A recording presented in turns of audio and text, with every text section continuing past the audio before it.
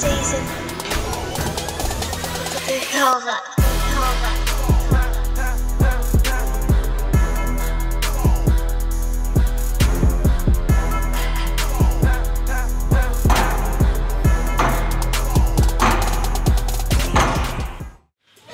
Alors, je viens de rentrer de l'entraînement, il est 9h30 et je suis en train de préparer mon petit déjeuner. Et d'ailleurs c'est cuit, donc à de suite. Petit pancake habituel. Oh. Je viens mettre quelques amandes et noix de cajou. Et je viens rajouter un peu de sirop d'agave. Et voilà le chef-d'œuvre. Allez, c'est parti, on est prêt à commencer. Je vais donc t'expliquer point par point comment te préparer à Ninja Warrior. Je pense que le premier point, et d'ailleurs un des plus importants à travailler, ça va être le conditionnement psychologique. C'est ce que j'appelle moi le conditionnement psychologique. Autrement dit, mais votre mental. Il va falloir vous préparer mentalement à affronter des obstacles comme ceux que vous allez rencontrer.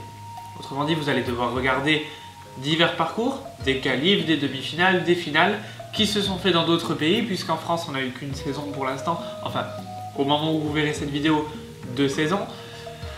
Et voilà, tout simplement, je vous invite à regarder beaucoup de vidéos et analyser comment les candidats et comment les testeurs et comment les éventuels gagnants, s'il y en a, ont réussi à passer les obstacles. Analyser leur technique, analyser à quel moment ils ont posé le pied à tel endroit, à quel moment ils ont posé les mains et comment, etc. Ça va faire partie de ce que j'appelle le conditionnement psychologique. À l'intérieur de ce cercle, il y a aussi, comment dire, les interférences du monde extérieur. Si vous avez des gens négatifs autour de vous, des gens qui vous disent non mais tu n'y arriveras jamais, c'est trop dur, etc. Je vous invite à prendre ces gens et les mettre de côté, voire les dégager, au moins le temps de vous préparer. Puisque franchement, ça ne va pas avoir une bonne influence sur vous. Il faut que il faut que mentalement vous soyez positif, pardon. Il faut vraiment que vous vous dites, je suis capable d'aller le plus loin possible, en tout cas je vais tout faire pour. Et tous les gens qui vous disent non mais ça c'est pas possible, move bitch, get out the way. Deuxièmement, il va falloir travailler votre résistance à l'effort, puisque Ninja Warrior ou Ultimate Beastmaster par exemple sont des parcours d'obstacles où vous allez travailler sur la fatigue, sur la douleur, puisque vous allez travailler sur la durée. Le parcours se compose de plusieurs obstacles et à chaque obstacle vous allez utiliser notamment vos avant-bras puisqu'il y a beaucoup de suspension, en tout cas dans Ninja Warrior, et vous allez tétaniser assez vite si vous n'y êtes pas préparé. Donc je vous invite à vous entraîner et pour ça, vous allez devoir travailler le troisième point qui est la force de préhension. Mais on va rester sur la résistance à l'effort. Pour travailler cette résistance à l'acide lactique, ce qu'on appelle anaérobie lactique, je t'invite vivement à travailler en longue série en salle de musculation, à pratiquer de l'escalade et à travailler ta résistance à la douleur, ton mental. Autrement dit, tu peux faire par exemple, comme je viens de faire ce matin, du cardio à jeun. Ça démonte. Mais mentalement, si tu arrives à tenir et à te préparer à ça, et je pense que tu peux être capable d'affronter le jour J un obstacle de plus que si tu ne l'avais pas fait. Quand je te parle de longue série en musculation, quel est l'intérêt et pourquoi? L'intérêt, ça va être de développer ta résistance à l'acide lactique. En général, je prends l'exemple du tirage vertical à la poulie. Tu as ta barre et tu viens tirer. La plupart des gens vont arrêter parce qu'ils n'arrivent plus à serrer la barre parce que leurs avant-bras font défaut. Malheureusement, c'est pas le dos qui va faire défaut, c'est pas les bras, mais c'est les avant-bras. Et c'est ce à quoi vous allez être confronté dans Ninja Warrior ou dans tout autre parcours d'obstacles. Vos avant-bras risquent de tétaniser, force d'appréhension manquante, suite aux divers obstacles en suspension. C'est ce qui arrive dans 90% des cas. Pour cela, si tu travailles en série longue, tes avant-bras vont s'habituer à ne pas tétaniser justement et tu vas être capable de résister et ne pas lâcher la barre au moment où tu ne dois justement pas la lâcher. Donc tu peux essayer de partir sur des séries de 30, 35 voire même 40 répétitions et 10 minutes en temps de repos. Vraiment accentuer en fait l'intensité de ta séance en un minimum de temps. Le but c'est ça. Puisque le jour J sur le parcours, ton effort il va durer grand maximum 5 minutes. Puisqu'au-delà tu imagines bien que tu ne risques pas de te qualifier pour la suite. Enfin, moi je dis ça comme ça, je ne sais pas. Peut-être que en France, le niveau va vraisemblablement être beaucoup moins haut qu'aux États-Unis, c'est même certain, puisque nous sommes à la 2e saison et que là-bas ils sont à la 8e, ce qui paraît totalement logique. Qui plus est, là-bas les mecs s'entraînent spécialement pour ça toute l'année et reviennent chaque année. En France, les anciens candidats, je ne sais pas si on les reprend. Et les mecs qu'on choisit ne s'entraînent pas spécifiquement pour ça, c'est des grimpeurs, des gymnastes, des mecs lambda, voilà, on a un peu de tous les profils. Je me permets de grignoter un peu, pardon. Troisième point qui va être important et essentiel à travailler, c'est ta force de préhension, ta capacité à agripper, à serrer un obstacle, une prise, une barre, des anneaux, peu importe. Entraîne-toi sur divers supports, entraîne-toi sur une barre à te faire des séances de suspension de plusieurs secondes, voire de plusieurs minutes, et ça c'est une série, et tu reproduis ceci.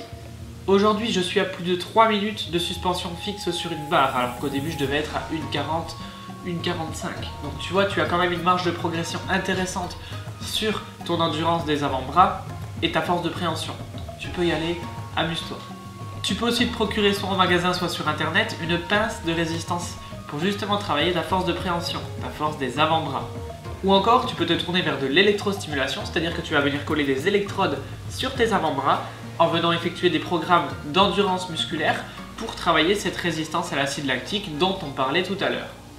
Bien entendu, selon moi, c'est les 3 points les plus importants pour Ninja Warrior. Maintenant, ce n'est pas les seuls points importants, il y en a d'autres. Mais si tu travailles ces 3 points, tu optimises déjà grandement tes chances pour aller le plus loin possible sur le parcours. Vient ensuite le tour de l'entraînement spécifique. Tu vas devoir apprendre à grimper à la corde, tu vas devoir apprendre à faire des sauts et travailler ta proprioception. Et d'ailleurs, la proprioception, pour moi, ça fait partie des points les plus importants. On va donc faire un 4e point, la proprioception. La proprioception, c'est, comment dire, c'est un sens interne, c'est en quelque sorte un 6e sens, c'est votre capacité à vous repérer, à savoir où vous êtes, à quel moment, à vous repérer dans l'espace, en quelque sorte. C'est un sens très développé chez les gymnastes, car par exemple, si je fais un double salto ou une double vrille, je sais qu'à tel moment j'ai la tête en bas, je sais qu'à tel moment je vais arriver sur mes pieds, je sais qu'à tel moment j'ai fait un tour écart, à tel moment j'ai fait un tour et demi, bref, vous avez compris le principe, c'est vraiment le fait de savoir se repérer dans l'espace. Ça, comment on peut le travailler? On le travaille beaucoup quand on fait de la rééducation chez le kiné, c'est tous les exercices qui vont être en fait travaillés en instabilité. Vous donnez à votre corps une situation d'instabilité et la proprioception, c'est la capacité de votre système nerveux à réagir aux informations extérieures qu'il reçoit, autrement dit par exemple la vitesse angulaire, la pression intra-articulaire, etc. Et toutes ces informations, il les condense, il les analyse et il réagit. Il réagit en vous donnant une réaction pour équilibrer et stabiliser votre corps, votre organisme, à un moment T et aussi à un moment T plus 1, c'est-à-dire qu'il équilibre votre corps pour la situation en cours et pour la situation à venir. Vous pouvez le travailler d'une infinité de manières, à partir du moment où vous êtes en instabilité, où vous êtes dans quelque chose que vous n'avez pas l'habitude de faire, autrement dit sortir de votre zone de confort. Effectuer des sauts sur trampoline et attraper un obstacle en l'air, effectuer des sauts sur trampoline et arriver à tel endroit au sol, effectuer, je sais pas, un tour et arriver sur vos pieds, travailler, je sais pas, sur un ballon par exemple, effectuer des squats sur un bossu, effectuer des pompes aussi sur un bossu, utiliser le TRX, utiliser... qu'est-ce qu'il y a encore? Il y a une infinité de possibilités. J'espère que je n'ai rien oublié, j'ai fait selon moi le tour des sujets les plus importants. Je vais finir mon petit déjeuner, je vais te laisser là. Je te souhaite bon courage si tu te prépares à une compétition telle quelle. Si tu as des questions, tu peux me contacter ou me poser les questions dans les commentaires. Pas de problème. Je t'invite à me rejoindre sur mes réseaux sociaux. Et pour la suite, je t'invite à me retrouver sur TF1 en juillet. Bon, je te dis ça là maintenant, mais si ça se trouve au premier obstacle, je vais vous faire une body time et plouf! Puisqu'il faut savoir que c'est tourné de nuit, que les conditions météo en bord de mer font que c'est humide et que le parcours est très glissant. Donc même si tu es surentraîné et que tu es conditionné pour réussir, il reste une petite part de chance et tu peux échouer. On va donc pas crier victoire trop vite. Sur ce, encore une fois, je te dis merci d'avoir regardé cette vidéo. Je t'invite à laisser un pouce bleu, à me rejoindre sur Snapchat en dégainant ton téléphone maintenant. C'était Aurélien Roy, je te dis à la prochaine. Peace!